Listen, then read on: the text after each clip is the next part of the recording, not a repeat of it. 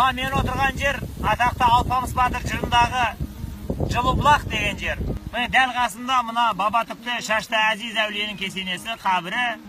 Мына Алпамыс Батырда Байбөрі бір ұлға зар болып, бәйбішесі екеуі осы Қаратаудың етегіндегі бүкіл әулиенің бәріне түнеп, дүние мүлкінің бәрін таратып осындағы түнеген кезінде Шашты Әзиз әулиенің әруағы аян беріп айтады ғой жаңағы Байбөріге: "Ей Байбөрі, 88-нің сәруары бар, 99-ның машайығы бар, бәріміз жиналып бір Құдайға жалынып, ойбай ана Байбөріге бір ұл бер енді" деп осы сөзімізді, арызымызды өткіздік. Құдайдың мейірім шапағаты түсті саған, бір қызды қосып сыйлады. Енді қызыңның аты Қарлығаш болады, ұлыңның аты Алпамыс болады дейтін жер.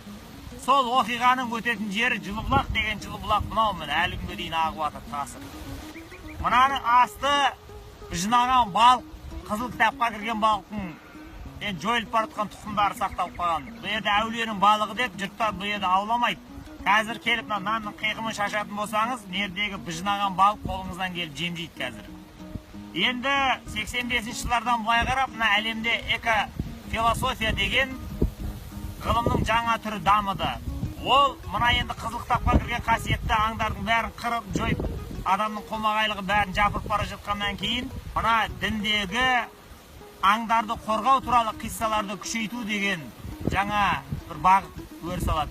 Мұны 85-ші жылы мына Таиландта Будданың осы табиғатты қорғау туралы ағашпен сөйлескен, балықпен сөйлескен, маймылмен сөйлескен, пілмен сөйлескен аңыздардың бәрін жинап, 50 000 данағы бастырып студенттердің бәріне тегін таратты дейді.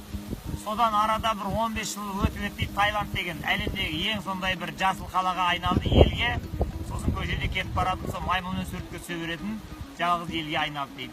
Қазір Қазақстанда да міне Ақбөкенде қырып баратыр браконьерлер балықты ғой. Сірә енді ана Қытайдың несімен, ауылмен, торымен бейшаралардың бәрін өлтіріп бітуге айналды, елде балық қалмады. Ана Каспийдегі бекірені ғой, тұқымын тұзға құртуға бір жола кетті қазір енді.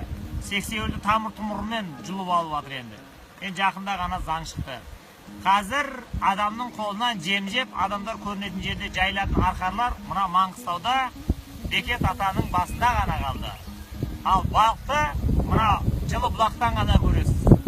Ал сексеуілдердің жайқалып өсіп тұрған жерін мынау Қызылорда облысындағы Шиелі деген қалашыққа барсаңыз, сол жерде Құшата деген әулие бар. Соның басында ғана сексеуілдер орман сияқты өседі, бәрін жапырып жіберді. Сондықтан болашақта Қазақстанның экологиясын сақтаймыз, осындай қасиетті аң құстарды, осындай тұқымын тұзға құртпаймыз дейтін болса, осындай дінмен бірге келген аң құстарды қорғайтын, аялайтын аңыз қиссаларды дамыта беру керек дейді.